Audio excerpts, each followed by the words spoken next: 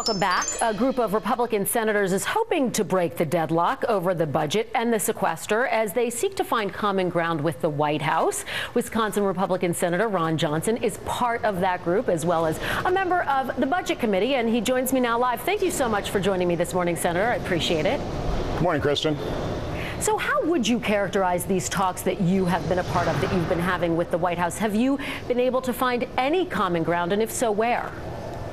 Well, I think we're describing them as kind of a sounding board, but it's really the first step in solving any problem. If you're going to negotiate something, at some point in time, you actually have to develop relationships. You need to, first of all, admit you have a problem. Then you have to properly define it. So I think we're really sort of in the admission of the problem stage. We're also in the definition of the problem stage. And what we're trying to do is find common ground. You know, I certainly found out in business, if you sit down and negotiate with somebody, it makes a lot of sense to spend a lot of time on the front end figuring out what you agree on. So I guess I typify it from a standpoint as we're talking to each other, which is a good thing, and we're trying to figure out exactly where there's some common ground, what you can agree on. That's far better than right away getting into arguments over what you disagree on. Well, I want to play you what Harry Reid had to say about the talks on Tuesday. Take a listen, and then I'll get your reaction on the other side. All they talk about is, Mr. President, what are you going to do? He's already done things a number of people in my caucus they're not wild about, but he's put forth his proposal. The Republicans refuse to come up with anything in writing. So what is your reaction to that, Senator? And are you getting any pushback from Republicans? And how do you deal with that? Well, first of all, the House has passed budgets. The Senate finally passed one this year. There's some pretty detailed proposals in that, so Senator Harry Reid is just simply wrong from that standpoint. But listen, again, the point being is we need to figure out what we agree on, and there's an awful lot of areas of agreement. I think most Americans are concerned about hollowing out our military. You know, we do really think that the federal government, its first priority is the defense of this nation.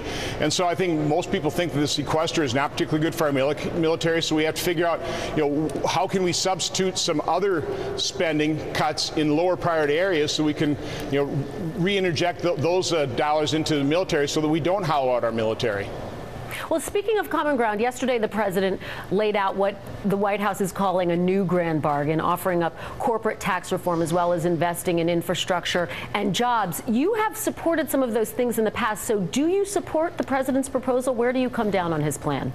Well, he's got a framework out there, and so we're going to have to see the details. But there's a couple good things with that. He's acknowledging we have problems.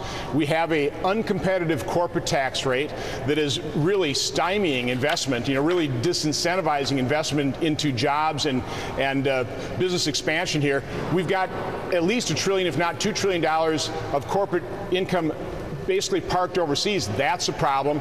And let's face it, our interstate highway system is 60 years old. We've seen bridges collapse. So we probably do need to spend money on infrastructure. But here's the problem, is the president got his more than $800 billion stimulus package. It was supposed to be spent on infrastructure, and it wasn't. It certainly wasn't spent effectively. So the devil is going to be in the details. But listen, I don't outright reject anything. I'm more than happy to listen to the detailed proposal where we can find common ground.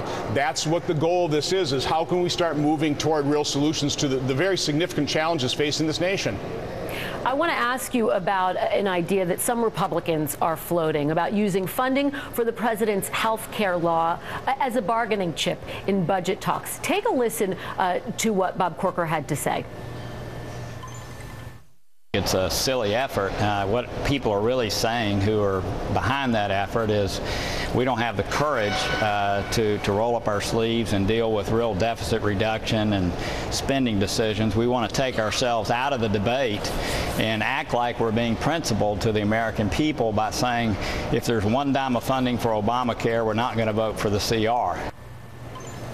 So where do you fall in this debate? Would you support defunding Obamacare and essentially not support any bill that funded it? Well, first of all, I want Republicans and conservatives to be as united as possible. And we are absolutely united in wanting to repeal Obamacare, defund it, delay it, remove the most damaging parts of it. So anything we can do to prevent Obamacare from taking solid root, I think most Republicans will support. What the strategy, what the tactics is, I'm for an all-of-the-above strategy. And it really, you know, the House is doing some pretty intelligent things. For example, they took a vote when President Obama decided to delay the employer mandate, the House took a vote, well, why don't we delay the individual mandate? That garnered the support of 22 Democrats in the House. I'd like to see the House take more of those votes to show the vulnerabilities and really undermine, certainly support in Congress for the health care law. Let's face it, it's Max Baucus, it's Senator Harry Reid that have called the implementation of Obamacare a train wreck. If there is one piece of legislation we need to repeal, said that it was silly. Do you agree with him? Do you agree with Bob Corker that it is silly to use defunding Obamacare as a bargaining chip? Listen, what we need to do is we need to move forward in unified fashion as possible as Republicans and conservatives to do whatever we can to prevent Obamacare from taking root. There are a lot of options we have here. I'd like to see the House pass a bill that allows states to opt out. I would love to see a repeal of the medical device tax. We had 79 senators vote to repeal that. The House should vote on that, and then the Senate should vote on it, and President Obama should sign it into law. How about a law to prohibit the IRS from being involved in the implementation and the operation of Obamacare? These are the types of things I'd like to see the House move forward so we can demonstrate to the American public how the support for Obamacare is eroding here in Congress. Look at the letters that the unions wrote to Congress here. James Hoff of the Teamsters, the National Treasury Employees Union, basically wrote a letter saying, you've got to fix this thing. It is going to be a disaster. It's destroying the 40-hour work week. So the more we can do in terms of raising the profile of the damage that Obamacare is going to do to our economy, to job creation, I think that's a good thing. And that's what we need to do, kind of a step-by-step approach to prevent Obamacare from taking root. All right, Senator Ron Johnson, thank you so much for joining us this morning. We appreciate it.